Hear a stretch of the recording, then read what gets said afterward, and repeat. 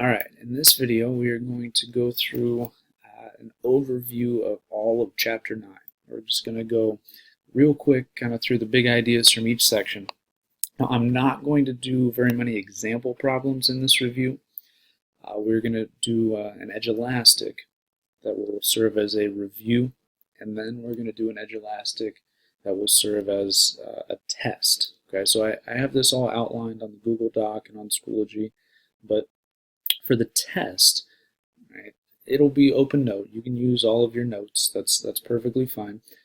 But I don't want you guys to use any internet resources. Okay, don't look anything up and don't communicate with each other. Don't ask each other questions when we get to the test. You can ask me questions though. You can still send me questions, and I'll try to point you in the right direction. All right, so no technology. No asking each other or a parent, relative, but you can use your notes when we get to the test at the end of the week. All right, so just a real quick overview of each section. The first section was a lot of vocab, and then we did some work with circumference and area. So a circle, the definition of a circle is just the collection of all points that are a given distance from a given point, right? And then we talked about a few different ideas. So we said first, a radius is the distance from the center to the edge of the circle. We said with that, underline that purple. So then we said a segment with endpoints on the circle is a chord. So that could be something like this. Right, that would be an example of a chord. And then a chord that passes through the center is a diameter. So if this is the center, you've got a chord going through the center, that's an example of a diameter. Then we talked about a couple other ideas. We said that the radius is just 1/2 of the diameter, and the diameter is twice the radius. And then we also did some things with the circumference. Okay, so the circumference of a circle we said was either 2 pi times the radius or just pi times the diameter. And we were given different pieces of information to maybe solve for the circumference, or maybe we were given the circumference and had to find the radius or the diameter. We also, don't think in this section, but touched on the area formula, which is pi r squared. All right. So again, I'm not going to do many example problems in this review, just kind of a quick rundown of the ideas in each section. All right. Section 9.2 was mostly about a central angle, and then we talked about major and minor arcs as well. So a central angle is an angle whose vertex is at the center. So, for example, angle CEF would be a central angle. And then we said, well, an angle can split a circle up into major and minor arcs. So if we're going with, this is my example of a central angle, this arc, arc CF, would be an example of a minor arc. Remember our notation looked like that. We just drew an arc over top. An example of a major arc then, we could say a major arc is any arc greater than 180.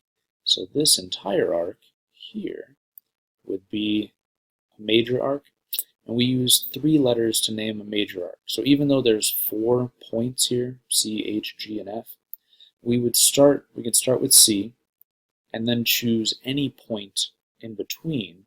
So I'll go with H, and then we end at F. So this would be how I would name that red arc. We could also call it CGF, or FGC, or FHC, as long as C and F are at the end, and then we choose either G or H to be in the middle. All right, so a couple of the ideas that went along with this were the total number of degrees in a circle is 360, and another big idea is that the measure of a central angle is equal to the measure of its intercepted arc. So for example, if this angle we say is 60 degrees, then this arc would also be 60 degrees. Then if I wanted the measure of this major arc, I would just take 360 minus 60 and get that this major arc has a measure of 300 degrees. All right. We also talked about arc length in this chapter. We said that arc length is equal to the entire circumference times the fraction that we want. So the entire circumference is 2 pi r, 2 pi times the radius, but then the fraction of the circle that I want, if I'm just trying to find this piece of the circumference, I'm going to take whatever that degree measure is over 360. That's how I get the fraction of the circle that I want.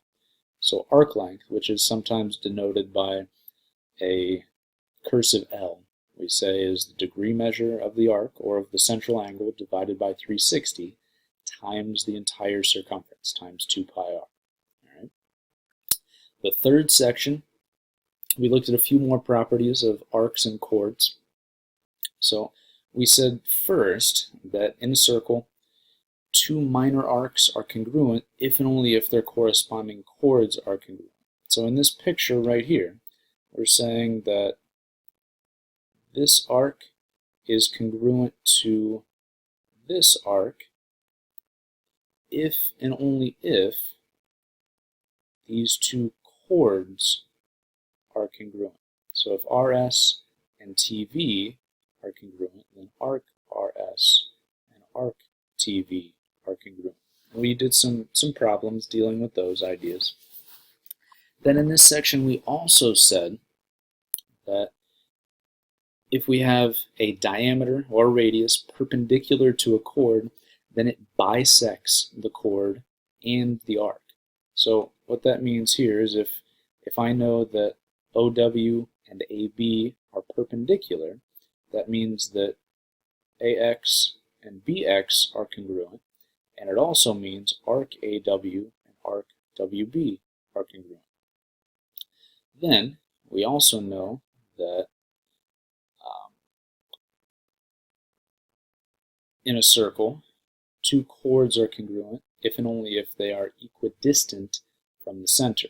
So what that means, okay, if we're saying that AB and RS, if these two chords are congruent, then AB and RS have the exact same distance from the center. So XO and YO have the same length.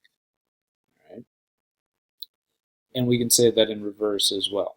Right? If OX and OY have the same length, then AB and RS must be congruent. Okay? And we did some problems with that as well. So it would probably be a good idea for you to get out all of your Chapter 9 notes as you're working through the review here, and also the test. In the fourth section, we talked a lot about inscribed angles. Okay, so an inscribed angle is an angle whose vertex is on the circle. Right? The big idea for an inscribed angle is that if an angle is inscribed in a circle, the measure of the angle is exactly 1/2 of its intercepted arc. So, for example, if arc DF is 100 degrees, that means that angle DEF is half of that. So this angle would be 50. Okay? So an inscribed angle is exactly half of its intercepted arc. And back in section 9.2, a central angle is equal to its intercepted arc. Okay, so don't get those two confused. Central angle, if the vertex is at the center, is equal to the intercepted arc. Inscribed angle, if the vertex of the angle is on the circle, it's equal to half of the intercepted arc. Right? So we did some problems with those as well. And then we also looked at using that to figure out angles of inscribed polygons. So one of those ideas that we talked about was if an inscribed angle intercepts a diameter or a semicircle, that means that this has to be a right angle. So what we're saying is, if we look at this angle, let's do angle BAD. So that angle intercepts this arc. Well, since BD is a diameter, and I can see that because it goes through the center of the circle, that means it cuts the circle in half. That means that this arc would be 180 degrees. Well, since we just said an inscribed angle is equal to half of its intercepted arc, half of 180 is 90. So this would be a right angle.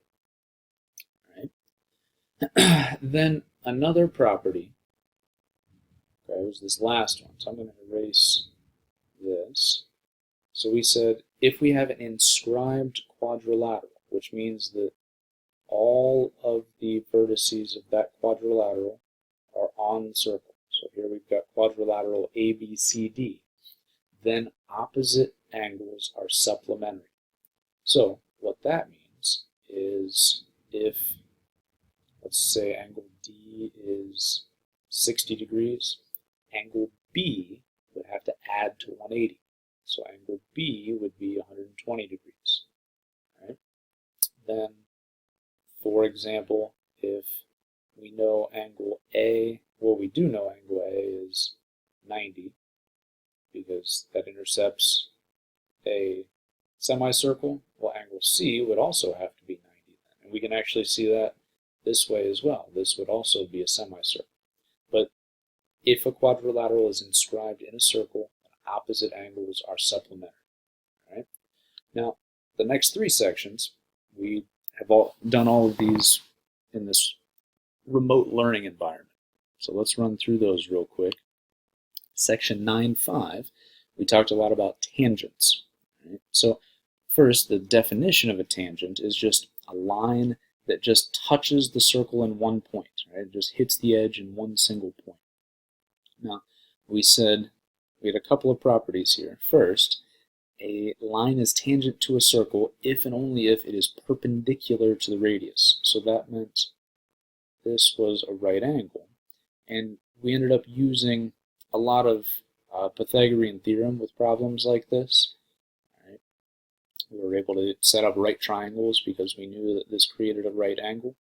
And then also, if two segments from the same exterior point are tangent to a circle, then they're congruent. So what that means is, since SR and ST both come from the same point, from point S, and they're both tangent to the circle, that means they have to have the same length.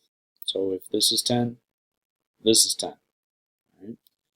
Then we used that idea to talk about circumscribed polygons. So a circumscribed polygon means that every edge is tangent to the circle. So we said, well, if we know that two segments from the same exterior point are tangent to the circle, then they're congruent. We use that to find things like the perimeter. So in this example, if I know that this distance here from G to this point is 17, well, that means G from G to here is also 17. Two tangents originating from the same point. Right? And we just did that all the way around the figure. We were given enough information to figure out each missing piece. All right? Then in section 9.6, we took a look at, well, if I've got two either secants or tangents intersecting inside of the circle, on the circle, or outside of the circle, what happens? So remember, first, our vocab word of a secant. A secant is a line that intersects the circle in 2 points. Right? So RS here would be an example of a secant. The only difference between a secant and a chord is that a chord is a line segment. Right? So this piece of this line, just from R to S, we could call that a chord. But the entire line, right, that extends forever in both directions, we call a secant. So we said, well, if our two lines intersect on the inside of the circle, then the angles that are formed, what I can do is just take the measures of the two intercepted arcs, add those together, and take half of that sum, and that'll be equal to this angle. For example, if I know that this is 60 and 40, I can say 1/2 times 60 plus 40, so that would be 100. 1/2 of 100 is 50. So that means angle 1 here would be 50 degrees. All right? And we also looked at problems where we were given one of the intercepted arcs and the angle, and we had to find the other intercepted arc. Okay? We would just plug the correct pieces of information into this formula and then solve for the missing one. Similarly, okay, over here, if our point of intersection is on the circle, okay, we said, well, the angle that's formed is just equal to half of the intercepted arc. So if I want to find the measure of angle XTV, so if I want this angle here, well, the intercepted arc would be this arc right here. So let's say that this arc is, I don't know, 220 degrees. Well, then the measure of angle XTV, half of that would be 110. The final situation is if my point of intersection is on the outside of the circle. So what we said then is if I find my two intercepted arcs and take the difference, that would get, and then take half of that, that'll get me the angle. So for example, I don't know, let's say this is 60 degrees and 20 degrees. Well, I would just take 1/2 of 60 minus 20. So 60 minus 20 is 40. 1/2 of 40 is 20. So that would get me that this angle, angle P out here, is 20 degrees. Okay, and it's the same idea for both of these situations as well. We would just find the measures of our two intercepted arcs, subtract bigger one minus smaller one, take half of that, and that'll get me the missing angle. All right. The final section that we looked at was about the equation of a circle. So the standard equation of a circle looked like this: x minus h squared plus y minus k squared equals r squared, where hk is the center of the circle and r is the radius. So, for example, if I was given a center of -1, 3, and a radius of 7, to write my equation, I would say x minus -1, which would be x plus 1, plus y minus 3 squared equals my radius squared, 49. Right? Then we also, given an equation, graphed the circle. And we also, in our final lesson from last week, looked at something like this, x squared plus y squared plus 6x minus 10y plus 7 equals 0, something like this, and used completing the square to solve for, or to make our equation look like this, and to find the center and the radius, and then potentially even graph it. Okay? So remember, you can definitely check your work on Desmos for something like this. You can plug your circle exactly in like this into Desmos, but I do want to see your algebraic work for something like that. All right? So work through the review. We're going to take 2 days. We'll take Tuesday and Wednesday to work through the review, and then we'll take 2 days to work on the test, Thursday and Friday. So please, as you're working through the review, send me any questions that you have. I'll be more than happy to help. We can do a video chat, or I can just respond through email or remind. And then for the test on Thursday and Friday, remember to use your notes, but don't discuss the problems with anybody else or use any internet resources.